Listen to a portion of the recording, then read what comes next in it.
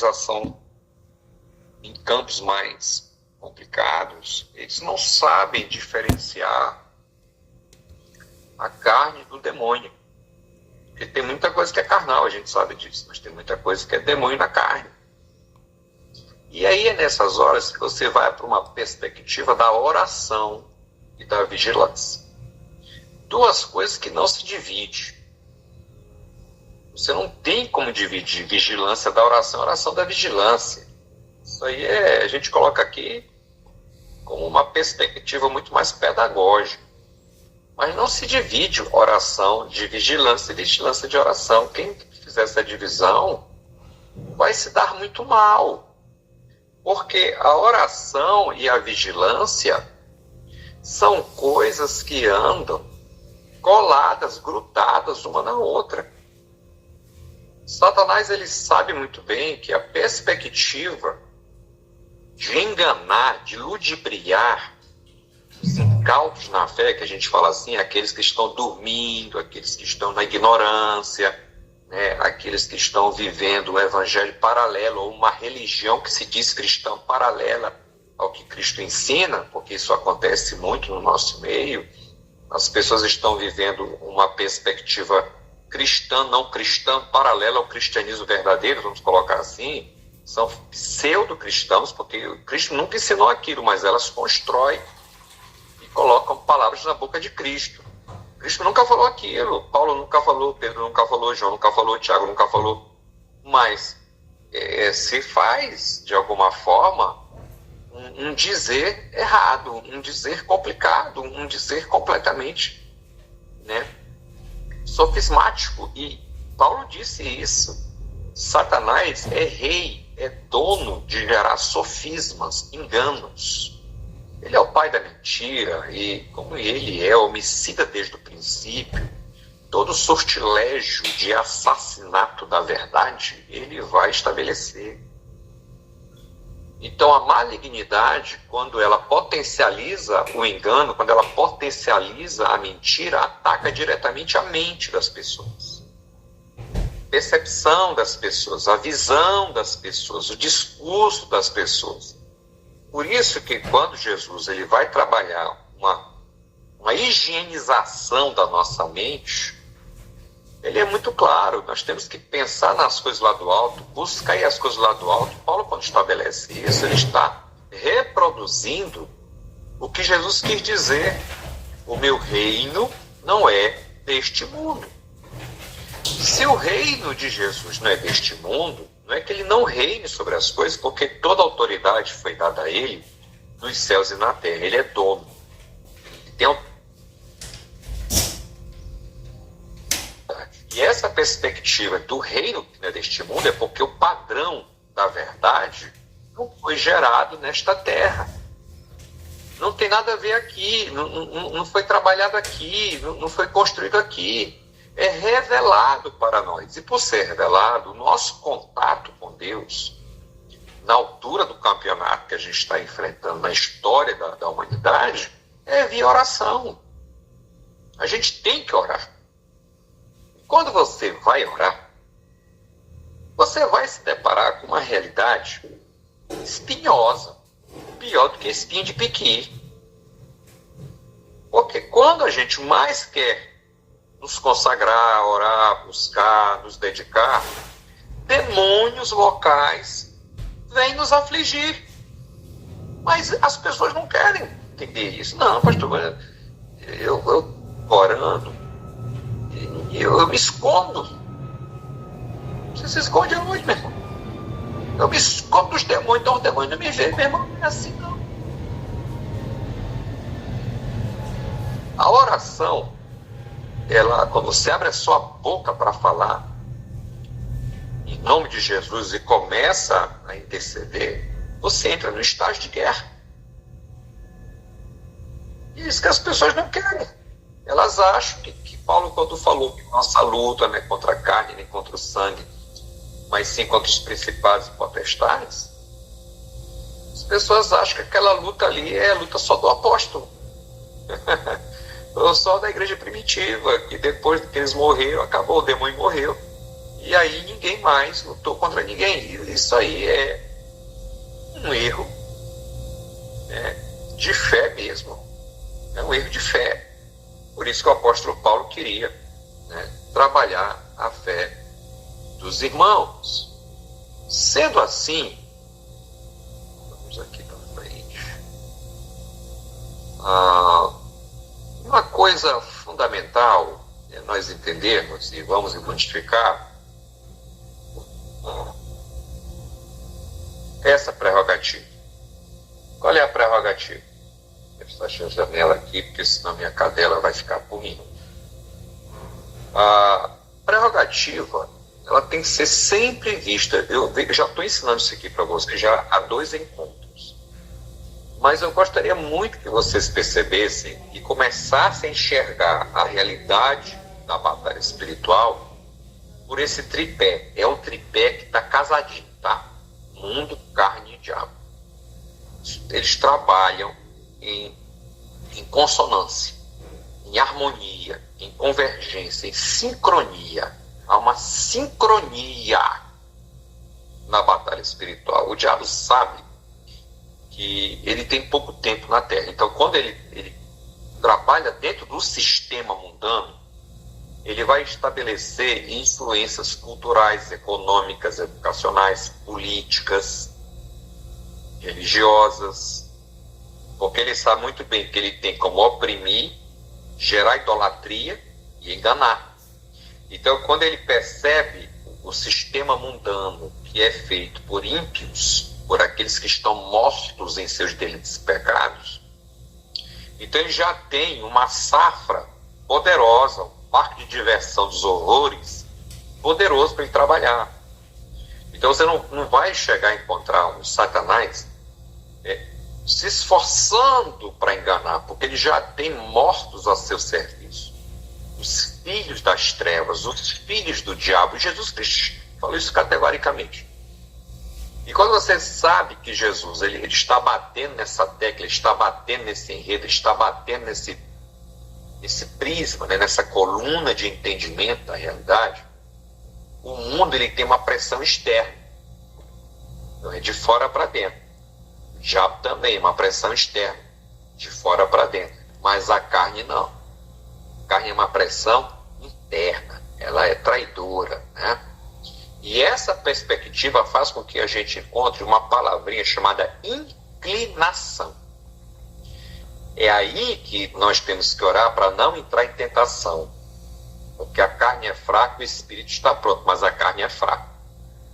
Na inclinação, essa inclinação, ela se alimenta das coisas que nos envolvemos no mundo. Então, o que o mundo faz com a gente? Ele alimenta as nossas inclinações. O diabo, percebendo isso, alguns chamam isso de brecha. Eu chamo isso de fraqueza. Porque a nossa fraqueza é alimentada pela nossa concupiscência. Concupiscência da carne, a concupiscência dos olhos, a soberba da vida. Esses 3 elementos alimentam terrivelmente a carne. A carne alimentada por esses 3 elementos faz com que o mundo encontre em nós vazão, terra fértil. E aí começa a se plantar o secularismo, o mundo, a mundanização. Antigamente falava assim, eita, mas tem muito, a igreja está muito mundana, o mundo entrou na igreja.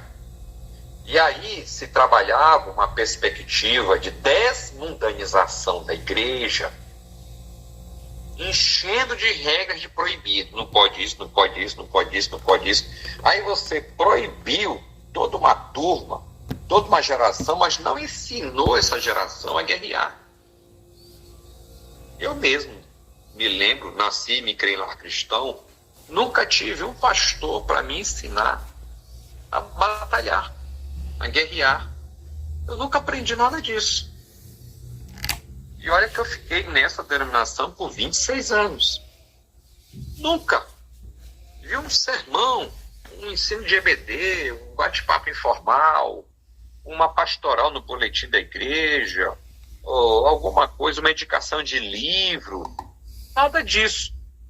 Ou seja, era uma igreja mundanizada, secularizada, que não acreditava na sobrenaturalidade. E quando você percebe que houve todo um rastreio nesse tempo no Brasil de uma anti-sobrenaturalidade, é óbvio que o mundo entrou. E aí Satanás ele percebeu que era fácil ludibriar as pessoas, porque quando caía alguém demonizado na igreja, os pastores diziam, olha, teve um ataque epilético, ó, ataque epilepsia. E não era epilepsia, era demônio. E até um dia que um irmão da igreja falou assim, não, pastor, isso aqui não é epilepsia não, isso aqui é demônio. Foi lá e expulsou. Foi uma vergonha, foi assim uma coisa horrenda para o pastor ficou envergonhado, disse que foi afrontado por aquele irmão, mas não foi, a verdade foi que era demônio, o irmão discerniu que era demônio, expulsou o demônio. E o pastor, que eu acho que ele era neurologista, achou que era epilepsia, só pode. Porque a perspectiva do engano encontra solo fértil quando este mundo domina a nossa capacidade de discernir as coisas. Quando as categorias do mundo nos dominam, a última coisa que a gente vai ver é a palavra de Deus. A gente não vai observar as escrituras, a gente não vai olhar as cartas paulinas e petrinas e joaninas como orientações para nós, a fim de que a gente tenha uma postura de combatente, de militância. Até porque o Novo Testamento está recheado de linguagem militar, linguagem bélica. E as pessoas estão lendo a Bíblia e não perceberam que elas têm que ser um bom soldado de Cristo.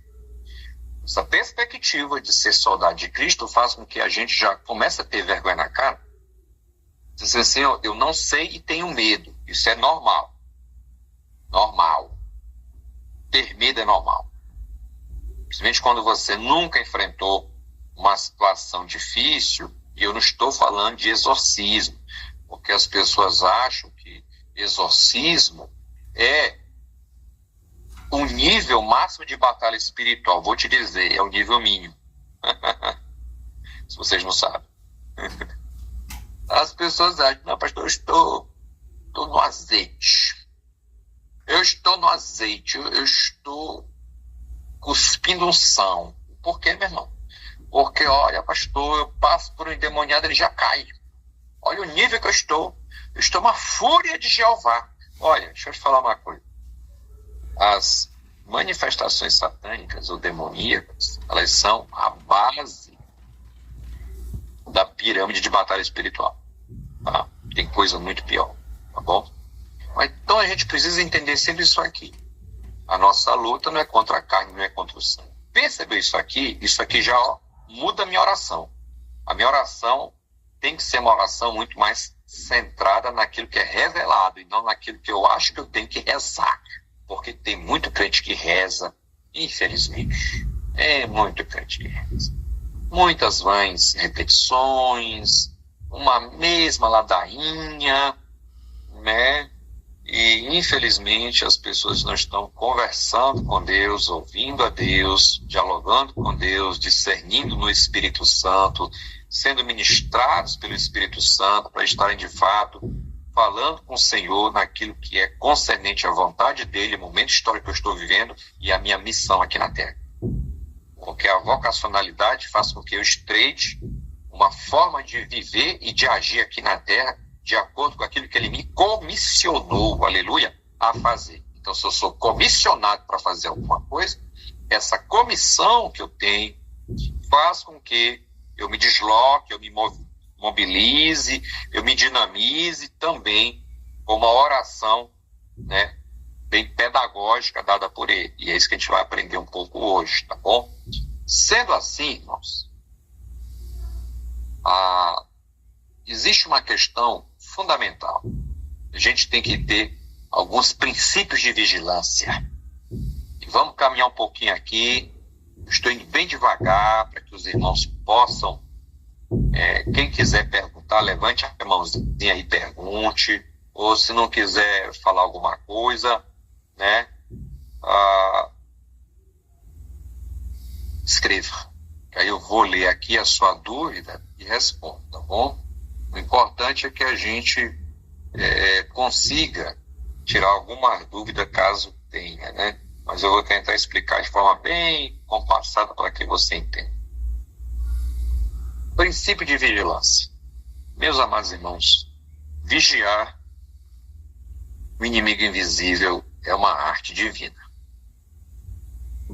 Olha, a gente bota muro na nossa casa, bota câmeras, bota cerca elétrica, mora em apartamento, mora em condomínio, a gente tenta buscar o que a gente pode para manter a nossa segurança, a nossa integridade física.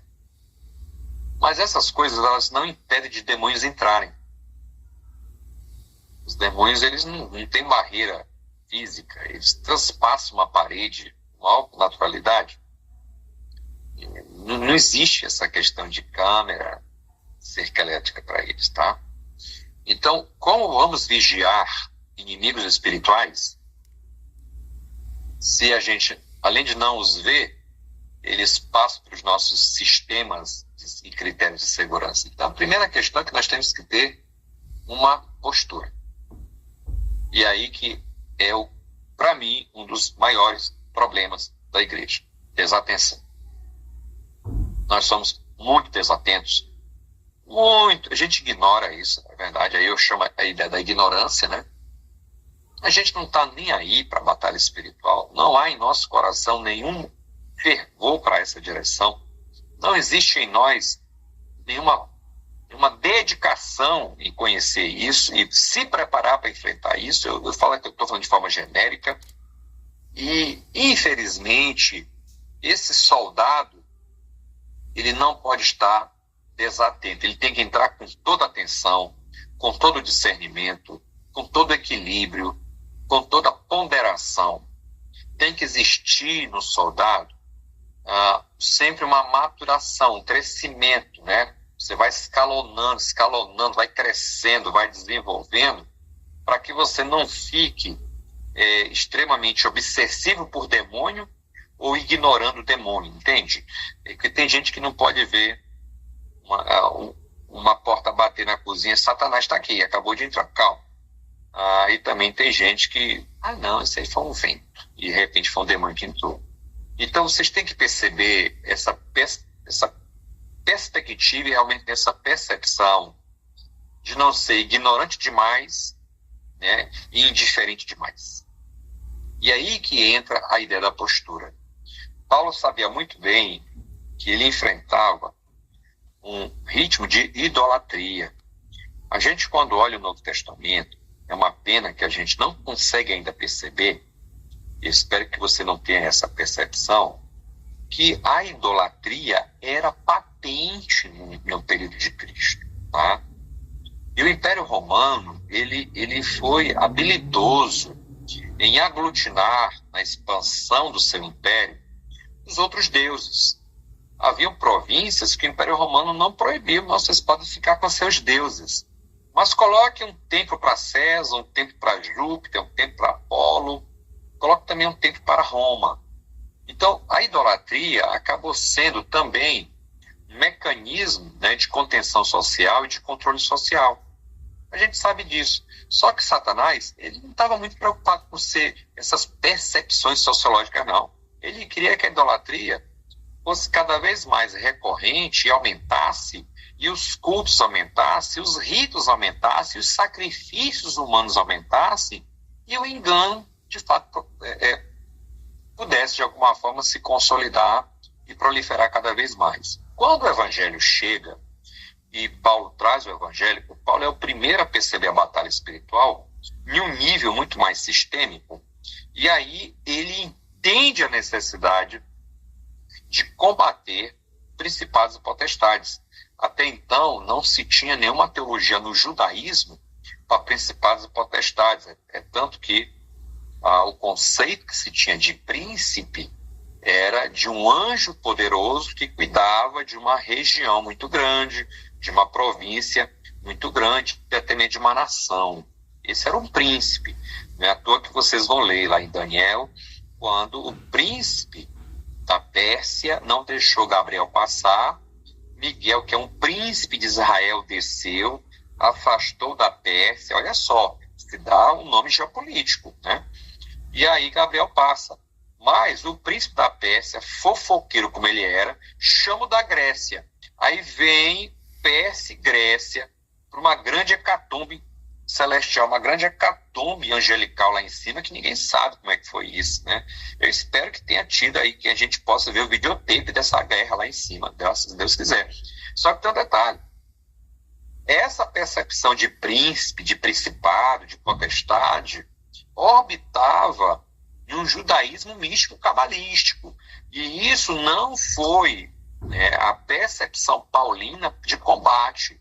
O que Paulo encarou de primeira vez, né, de primeira linha, já foi movimentos gnósticos, que eram movimentos também idólatras, satanizados, capeta do mais alto nível, que já estavam no outro patamar, que já misturava filosofia com misticismo, com magia, era uma loucura, era uma alquimia religiosa terrível. E aí Paulo, quando ele percebe isso, assim, nossa, eu já não estou mais trabalhando lá com o povo judeu, eu estou com o povo gentil. E com o povo gentil, a inflação idolátrica é maior. Tem muito mais deuses, muito mais idolatria, muito mais demônio, muito mais altares. Então tinha tudo, né, de forma exponencial. Tudo aumentou para Paulo, tudo, literalmente. Se Paulo ficasse só lá em Israel, ele ia encarar alguma par de demônios. Mas como ele saiu de Israel e foi evangelizar no mundo gentil, aí, meus amados irmãos, a coisa ficou no atacado, viu? Virou um atacado. Era demônio em tudo que era canto, todo grau de religião, todo grau de possessividade. Não é à toa que quando Paulo está lá em Atenas, você vê em Atos 17, Paulo lá em Atenas, que ele começa a olhar, o texto grego diz que intestinizou-se. Paulo teve diarreia, gente, de tanta idolatria que ele viu, mais de 30 mil estátuas de deuses. E Paulo, meu Deus, é muito capeta aqui. O que eu vou fazer? Tem que ir lá, eu vou para dentro do QG dos bichos. Eu vou lá para o Areópago. E quando Paulo chega lá no Areópago, Paulo não sai amarrando demônio. Interessante isso, né? Paulo, ele vai pregar o Evangelho. Porque o Evangelho é o poder de Deus para a salvação de todo aquele que vê. Agora, se manifesta a capeta lá, é uma outra história, aí Paulo expulsaria. Vocês estão entendendo? O primeiro passo, Paulino, é entrar na toca do lobo, na toca do urso e pregar quem é o Deus do altar desconhecido. Ele conhecia muito bem a história, ele conhecia o engendramento cultural, e aí ele estabelece a pregação de esclarecimento, trazendo um pontapé fantástico para a salvação, que é Jesus e a ressurreição. Nesse momento aqui, ele está fazendo um casamento por Romanos capítulo 10. E aí você começa a perceber o grau de oração, o grau de entendimento, de discernimento, de confessionalidade, no bojo da batalha espiritual, sem dar nenhuma vazão, ou nenhuma glamorização, nem tampouco ficar soltando foguete para capeta. Mas não discordamos de Paulo nesse sentido, pelo contrário, mas também estamos atentos àquilo que Paulo fala. Não ignoramos os ardis de Satanás. E aí que está a questão. Nós temos esse ponto de equilíbrio para que a gente possa entender que a palavra de Deus, ela não quer que a gente fique obcecado por demônio e ao mesmo tempo ignorando o demônio. Então temos que ter, né, esse fiel na balança para que a gente possa entender aquilo que Cristo colocou. Vigiai e orai. Vigiai e orai. Então não se desassocia vigilância de oração, oração de vigilância. Quando você desassocia esses dois, você se perde na batalha, infelizmente. Sendo assim, você começa aqui, nesse momento, a perceber que há um princípio na vigilância. Esse princípio é entenda e não teme. Ou seja, não temos que ter medo. Infelizmente, o povo tem medo. Quando vê a coisa pegando, misericórdia. Não sabe fazer. Se a gente não sabe o que fazer, a gente corre, né? Grita, mamãe! E vocês sabem muito bem quando a gente está com medo, né? Então, o leão, não da tribo de Judá, ele vive ao derredor, é um leãozinho, um lions, vive ao derredor. E ele vive de um jeito que ele procura alguém para devorar. Ele está ao derredor. Por que ele está ao derredor? A ideia de espreitamento, de caça. Essa é a ideia. Está caçando. Ele está vendo quem já é dele, ele não caça, já está no colo dele, já está na seara dele, né? Já faz parte da tribo dele, do time dele. Mas quando ele está ao derredor e caçando, ele observa quem de fato é da luz. E aí a coisa pega, porque Satanás ele tenta engendrar nesse processo todo o medo. E há pessoas que querem se dedicar a orar de madrugada e começam a orar e já recebem algumas opressões e têm medo e vão dormir. Eu conheço os irmãos que te passaram por isso. Acordar de madrugada para orar, os bichos dentro de casa começaram a oprimir eles foram dormir com medo. E isso é normal que aconteça, tá? Geralmente, quando a coisa está um pouco pesada, aquela sensação de uma presença, acontece, tá? Acontece, aí você tem que repreender com bastante valentia, até com uma certa agressividade. Sai daqui em nome de Jesus, tem que ter isso, tá bom? E é impressionante o que acontece, as coisas são aliviadas.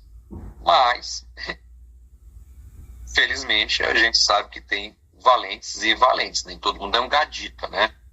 Tem os irmãos que dizem assim, não, pastor, não tem medo não. Pode vir que eu aqui encaro.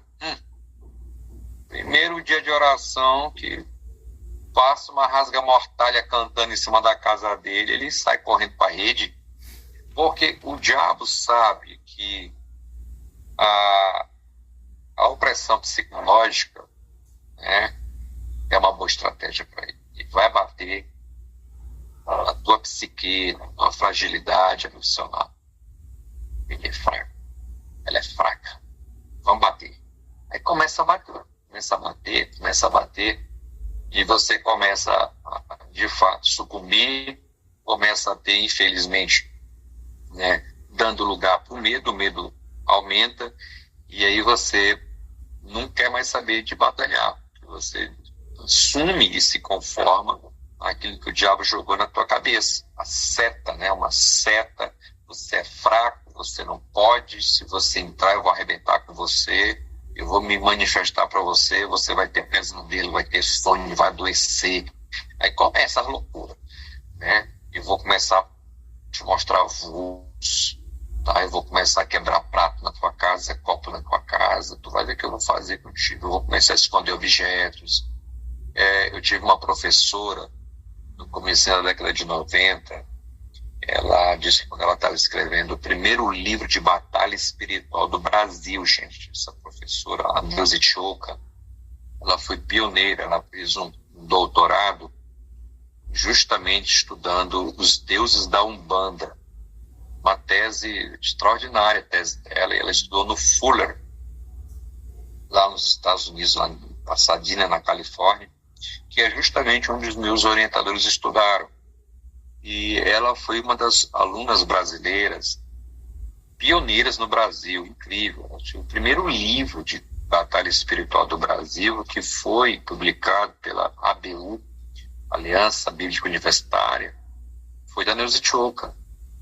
E eu tive o privilégio de ser aluno dela.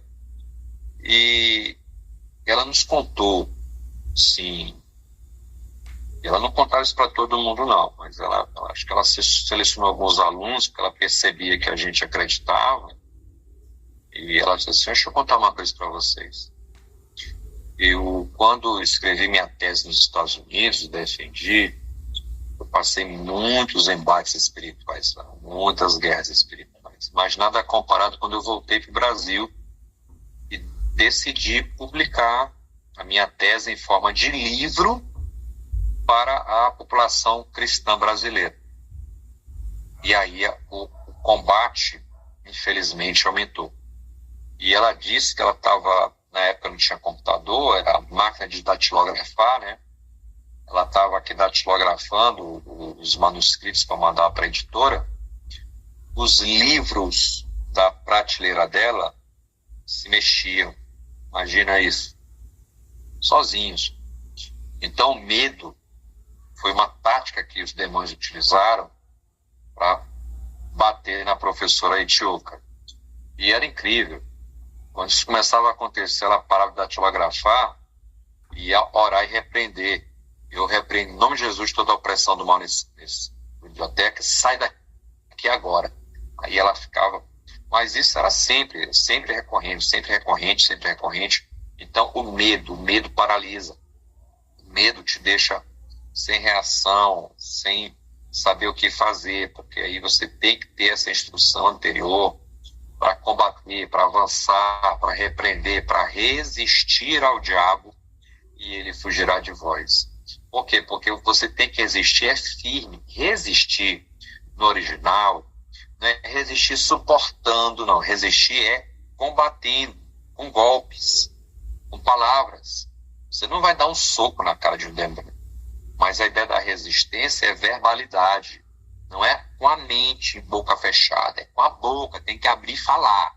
Então vocês têm que parar com esse negócio. Eu vou orar em voz baixa aqui, silenciosa, para o diabo nem saber nem porque eu estou pensando. É assim. Você tem que falar, tem que verbalizar. Quando você verbaliza contra o inimigo, o miserável, ele cai fora. Incrível, gente. Ele cai fora assim. Porque ele percebe que você já não está mais no patamar do medo. Olha, não está mais no medo. A oração, ele tem se desenvolvido na oração, na vigilância, e ele já tratou dessa coisa nele chamada medo. A irmã não tem mais medo. Olha que coisa boa. E ele também não tem mais medo. Então ele não vai sair correndo. Ô, glória! Está aqui resistindo firme. Sendo assim, uma coisa é fundamental, que aí entra os arsenais. Esses arsenais aqui, eles são magníficos. Por quê? Porque nós temos que ter uma oração de agressividade. Quando eu chamo oração de agressividade, não é que você tem que fazer cara feia, xingar o demônio, dizer para o demônio, cachorro sem vergonha, nem assim, gente. Essa agressividade é a postura na guerra. Ninguém vai para uma guerra para dar um tiro no inimigo por obséquio. Por favor, me desculpe, eu vou lhe dar um tiro. Quem faz isso? Entendeu? As pessoas numa guerra elas estão com raiva. Só que nós temos que ter raiva de demônios.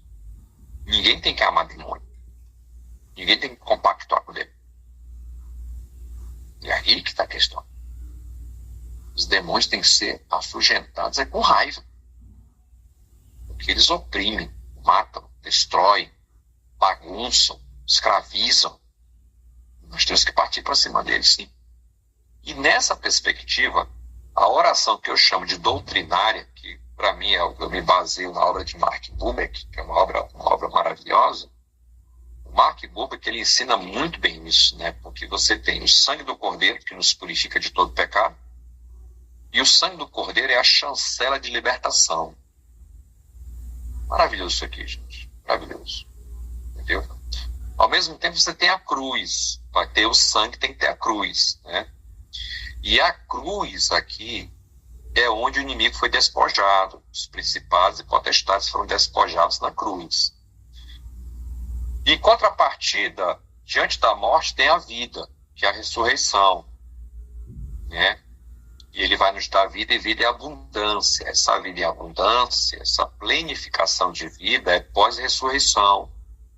Enquanto a gente não ressuscitar, obviamente se a gente morrer, mas quando Cristo voltar e a gente não morrer, é corpo transformado.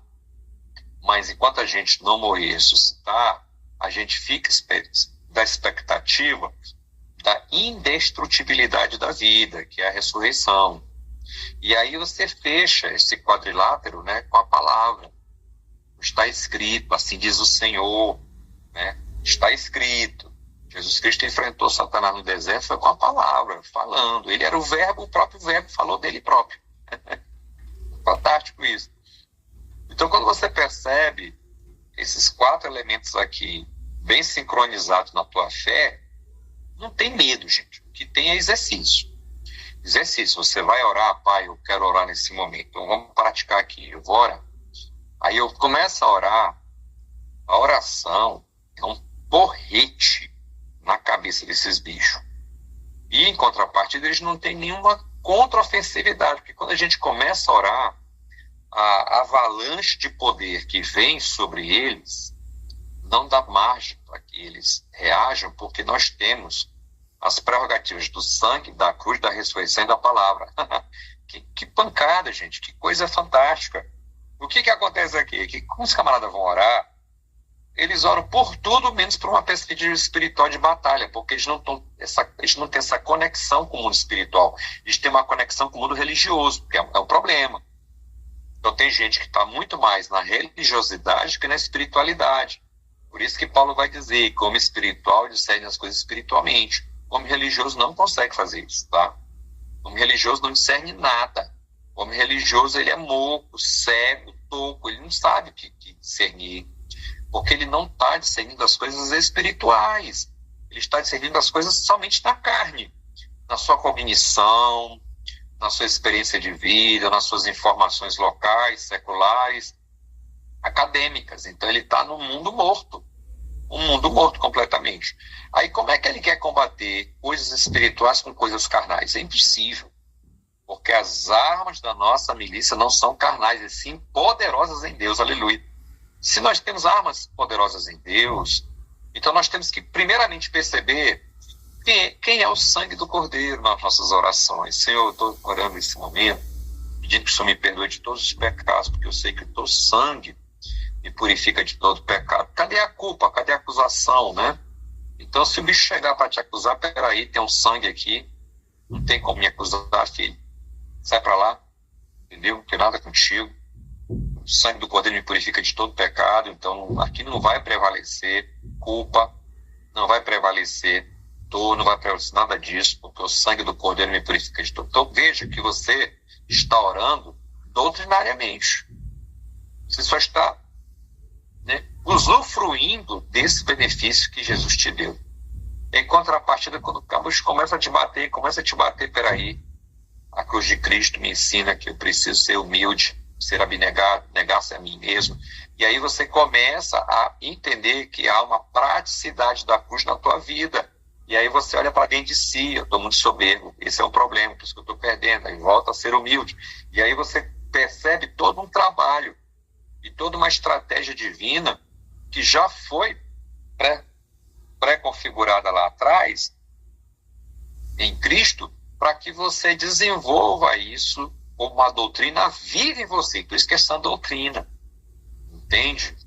Não é só aquela confissão mórbida, como se de fé, me esqueci, tenho que voltar a falar desse catecismo aqui. O que está escrito? Por favor, gente, essa doutrina é vivo dentro de nós.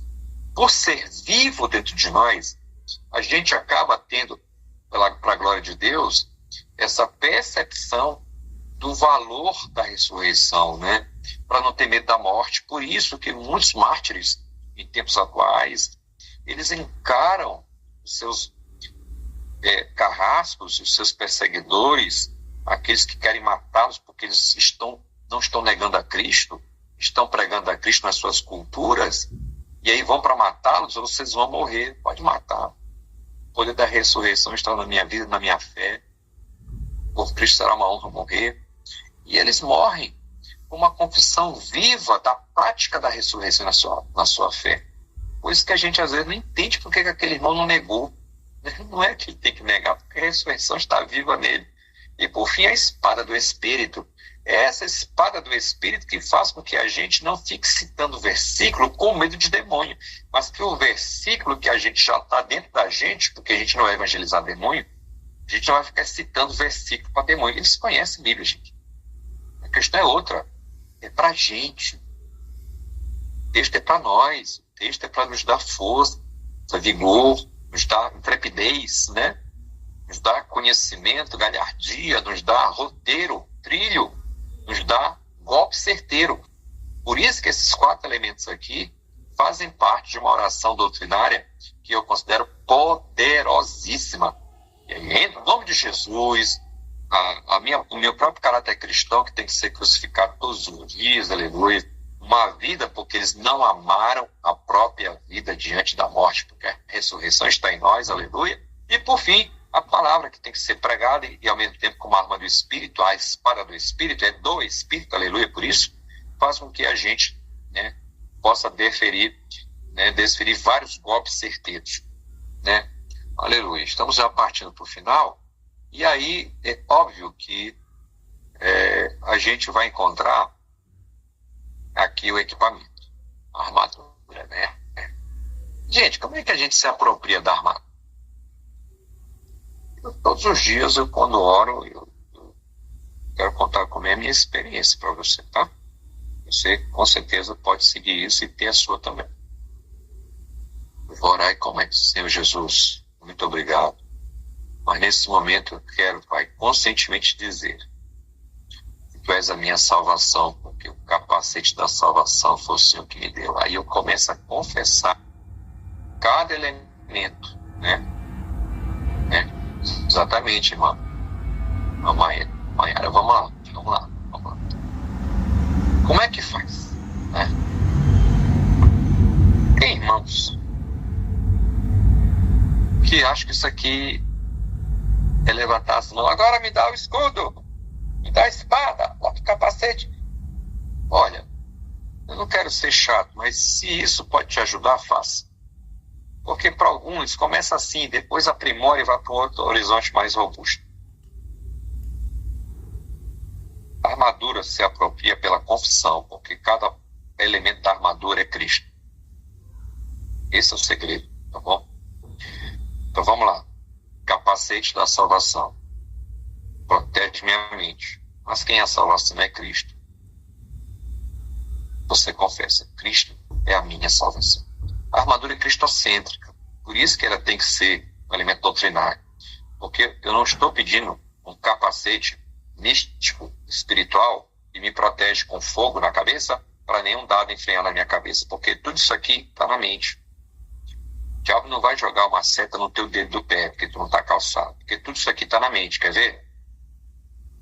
Cinturão da verdade. Jesus falou que ele é o caminho, a verdade, a vida. Então, para combater a mentira, tem que ter a verdade de Cristo. Jesus Cristo é a minha verdade. Satanás vem com a mentira e Cristo vem com a verdade. Então, combate. Couraça da justiça. Jesus Cristo é a minha justiça. O justo viverá pela fé. Fé em quê? No sacrifício do Cordeiro. Porque ele é a minha justiça. Ele é a justiça de Deus, é a minha justiça. Então, ele me justifica para que eu ande em novidade de vida e justificado por ele. Para que não haja nenhuma condenação sobre a minha vida. E Satanás, quando vier me acusar, ele diz assim, opa, o sangue do Cordeiro me justifica. Além de me perdoar, me justifica. Então, Jesus Cristo é minha justiça.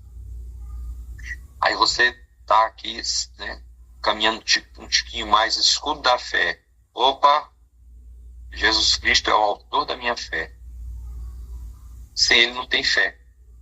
Então você está confessando quem é o centro, o epicentro, a base, o âmago, a essência da sua fé, que é Jesus.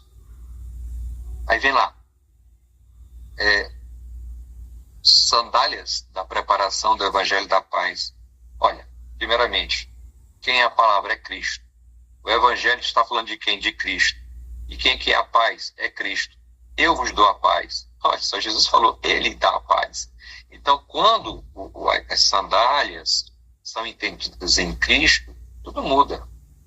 Porque é ele.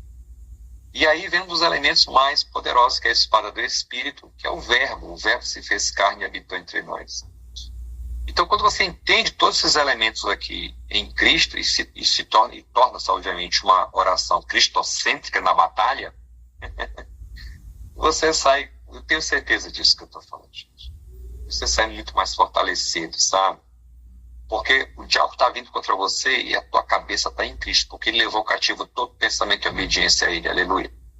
Então a sua mente está blindada em Cristo, você está enfrentando o inimigo, está batendo pesado, está enfrentando provações dificílimas, tribulações homéricas, mas a sua mente está em Cristo, guardada em Cristo, porque ele é a tua salvação, ele é a palavra que rege teus pensamentos, ele é a tua justiça, ele é a tua verdade, ele é a tua paz, ele é o autor da tua fé. Então veja quem que te alimenta no combate espiritual. É Cristo. É isso que Paulo quis dizer.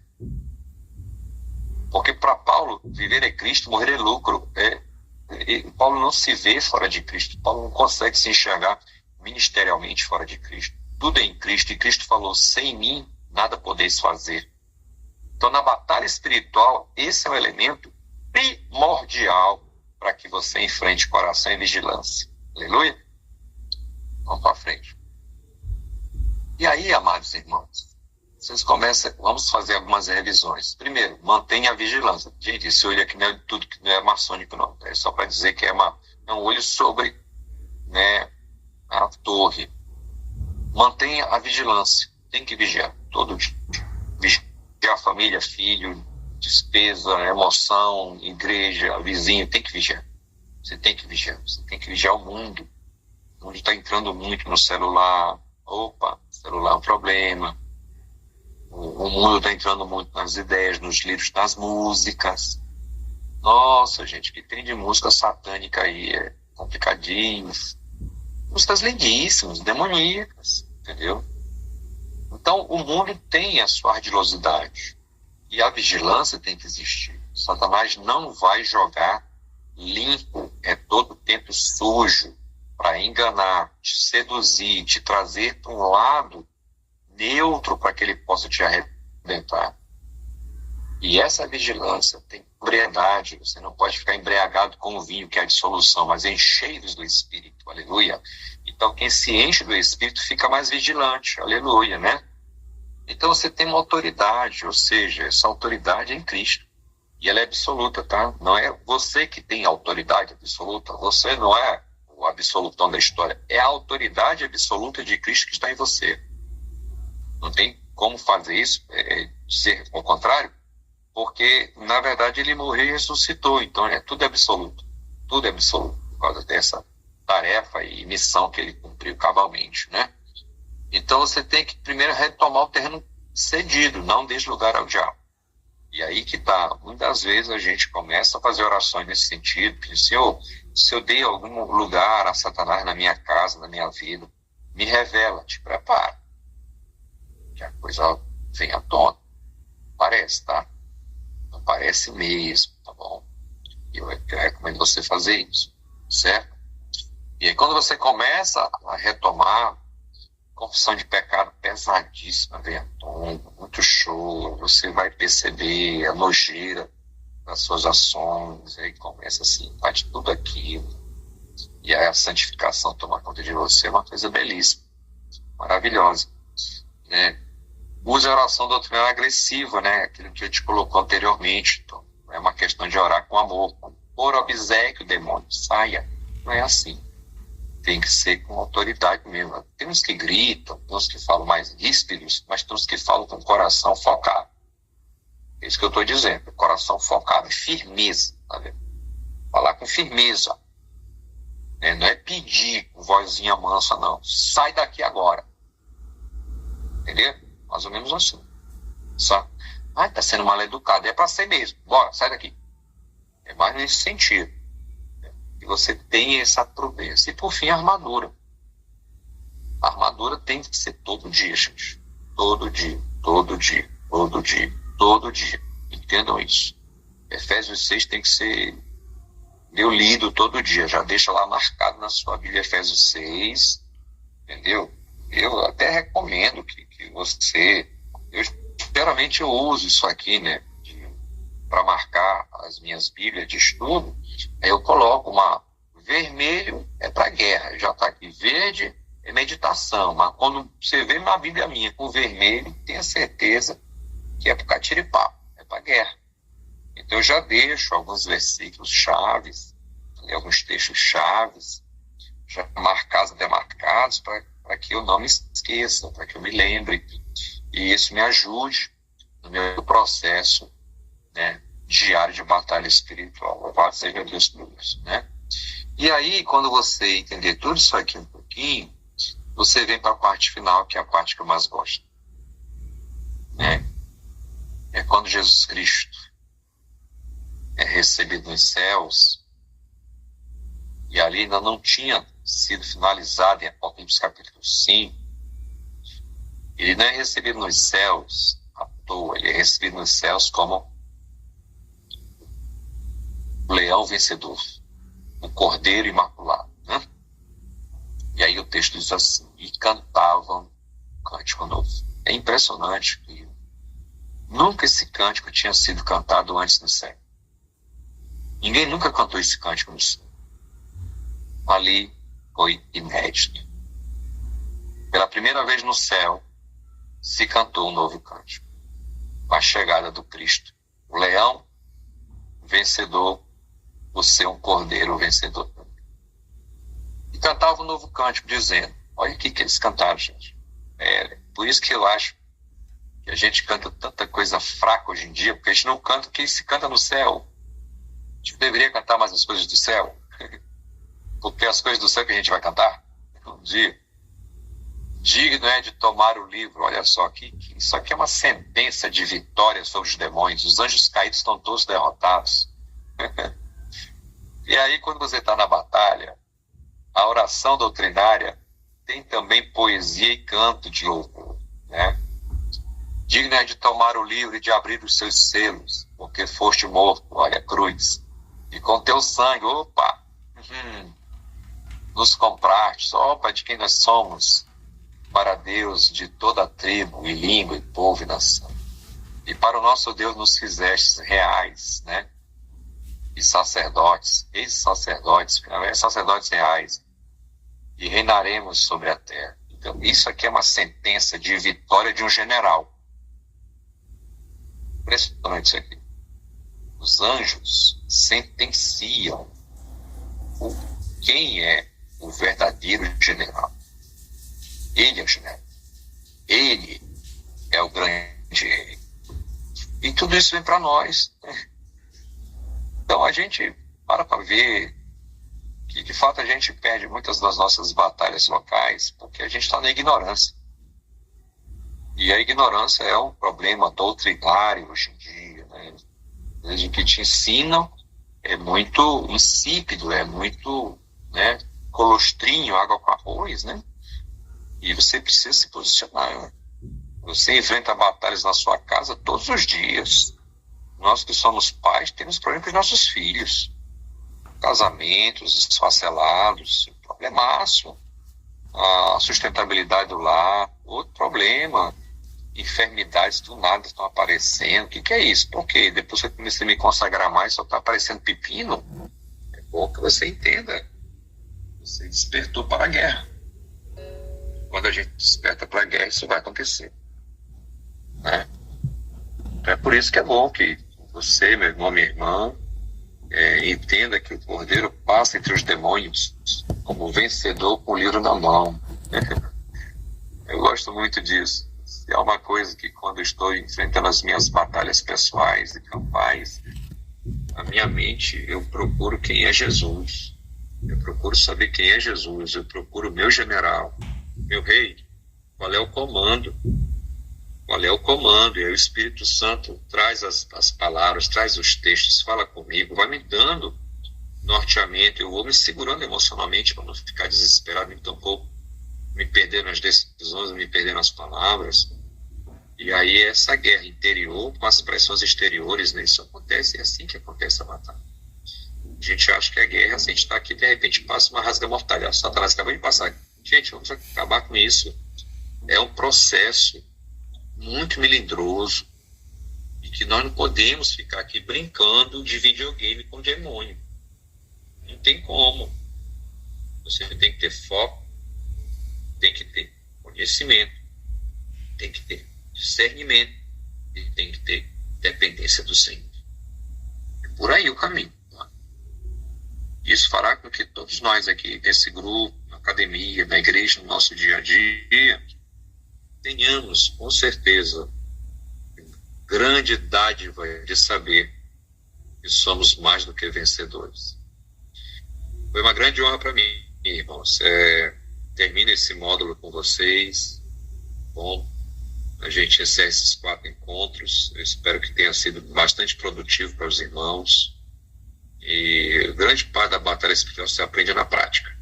No dia a dia, é o Espírito Santo nos instruindo, com bastante resistência e firmeza. Alguma pergunta? Vocês querem perguntar alguma coisa?